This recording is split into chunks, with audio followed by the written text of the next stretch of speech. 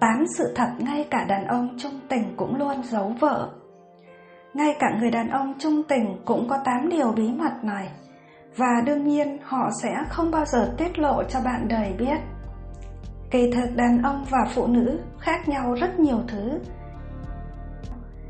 Thế nên hai giới tính này mới đặc biệt bị thu hút lẫn nhau. Phụ nữ có thể sẽ sốc khi biết về những sự thật này của đàn ông. 1. Vẫn để mắt tới người phụ nữ khác. Đây có lẽ là một điều cơ bản và thuộc về bản năng nhất của đàn ông. Điều này thật sự rất khó tránh, ngay cả các chuyên gia tâm lý học cũng nghiên cứu và xác nhận. Thế nên bạn không thể ngăn anh ấy nhìn về phía một cô gái đẹp được, trừ khi xu hướng giới tính anh ta có vấn đề. Tuy nhiên, người đàn ông tử tế sẽ biết dừng mọi việc lại ở mức nhìn ngắm mà thôi, không hơn không kém. Và một tin vui cho các chị em là dù hay nhìn các cô gái, nhưng nếu không bị ấn tượng, đàn ông sẽ rất nhanh quên đi cô gái anh ta vừa nhìn. 2. Nghĩ về người yêu cũ. Người yêu cũ là một thứ gì đó rất khó quên đi. Có thể vì mối tình ấy từng đem lại quá nhiều hạnh phúc hoặc đau khổ, đặc biệt là tình đầu. Nên hiểu rằng ngay cả bạn trong trường hợp đó cũng không thể quên đi hoàn toàn người yêu cũ. Nhưng một người đàn ông bản lĩnh và trách nhiệm sẽ nhanh chóng xua đi hình ảnh người cũ, rồi quay về với thực tại chăm sóc vợ con, không bao giờ đi quá giới hạn. 3. Gặp ác mộng về thảm họa tự nhiên.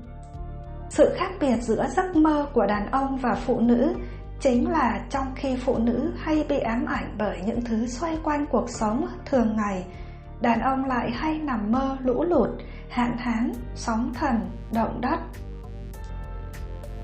4. Vẫn thường xem phim người lớn. Đàn ông xem phim người lớn vì tò mò, vì muốn đáp ứng tốt hơn cho vợ, và đôi khi vì muốn giải tỏa tâm lý khi không thể gần gũi với vợ. Là phụ nữ, đừng cho rằng hành động này là bệnh hoạn biến thái, trừ khi người yêu bạn xem quá nhiều đến mức nghiện. 5. Không muốn chăn gối quá nhiều. Đây có lẽ là vấn đề nhạy cảm của nhiều cặp vợ chồng. Thật sự thì tần suất cho việc này vẫn phụ thuộc vào điều kiện công việc, sức khỏe của mỗi người.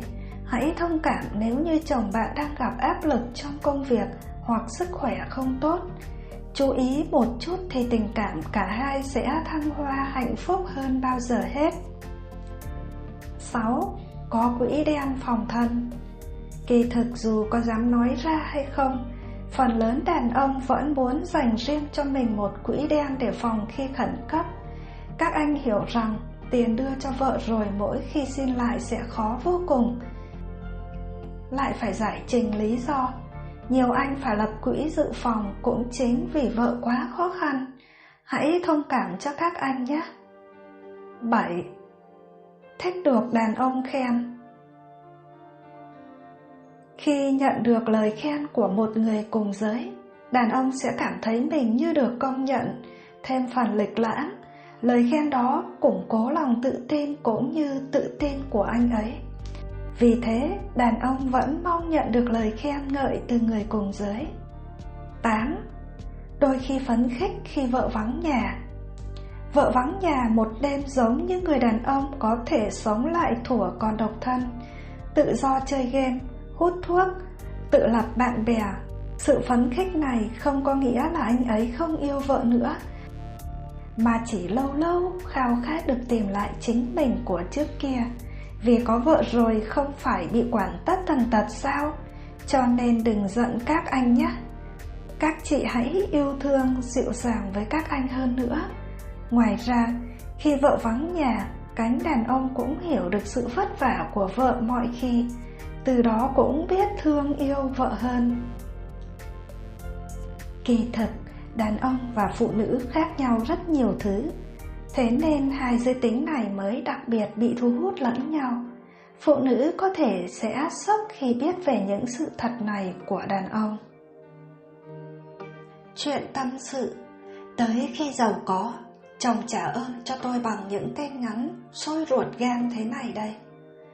1 năm, tôi nhận được vài lần tin nhắn kiểu như thế này, và luôn là người ra tay giải quyết hộ hậu quả do gã chồng giàu có của mình gây ra.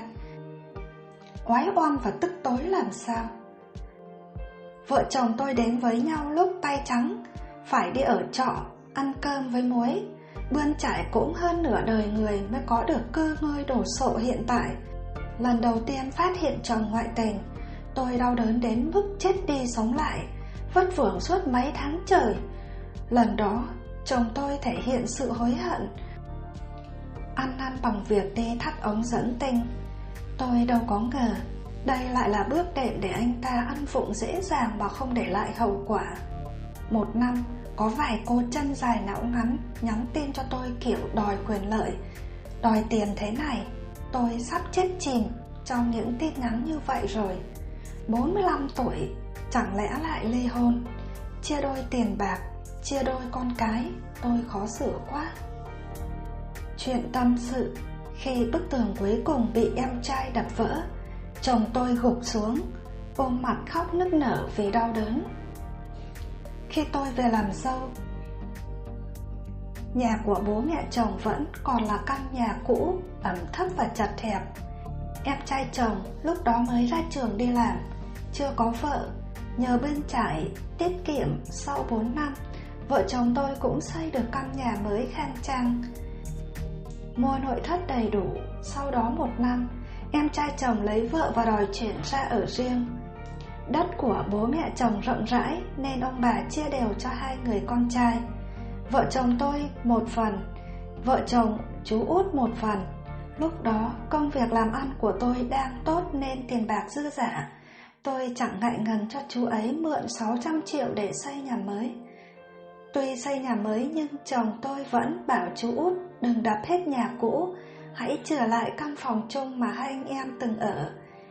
Nhà tôi xây trước nhưng nhà cũ vẫn giữ lại toàn bộ, giờ nằm bên đất nhà chú út. Em chồng tôi cũng đồng ý. 1 năm nay, tình cảm anh em cũng tốt. Chồng tôi thỉnh thoảng lại tới dọn dẹp căn phòng kia.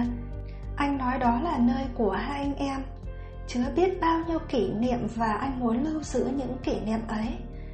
Tôi nghe anh kể chuyện xưa đến mức thuộc lòng. Anh rất thương em trai mình và luôn muốn dành những gì tốt nhất cho em. Thế mà mâu thuẫn lại nảy sinh chỉ vì em dâu tôi xúi giục chồng bán nhà để chuyển đến nơi khác ở. Bố mẹ chồng tôi đương nhiên không đồng ý. Hơn nữa số tiền nợ tôi vẫn còn. Giờ đã đòi bán nhà thì khác nào họ mượn tiền tôi xây nhà rồi bán đi để kiếm lời. Tôi bực quá, có nói vài câu, hai bên cãi nhau. Trong lúc nóng giận, em trai chồng tuyên bố không còn anh em gì nữa hết. Nói rồi chú ấy cầm búa ra đập căn phòng phía sau. Chồng tôi đứng trên ban công nhìn xuống, mắt đỏ hoe. Lúc bức tường cuối cùng đổ sụp xuống, anh ôm mặt khóc nức nở. Chưa bao giờ tôi thấy chồng đau khổ đến thế. Giờ vợ chồng chú út bỏ về nhà ngoại ở để không căn nhà mấy ngày nay.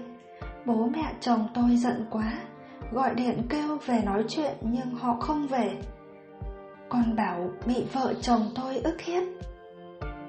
Chú út đâu biết chồng tôi thương chú ấy như thế nào. Thấy chồng, bố mẹ chồng mất ăn mất ngủ, tôi thương quá.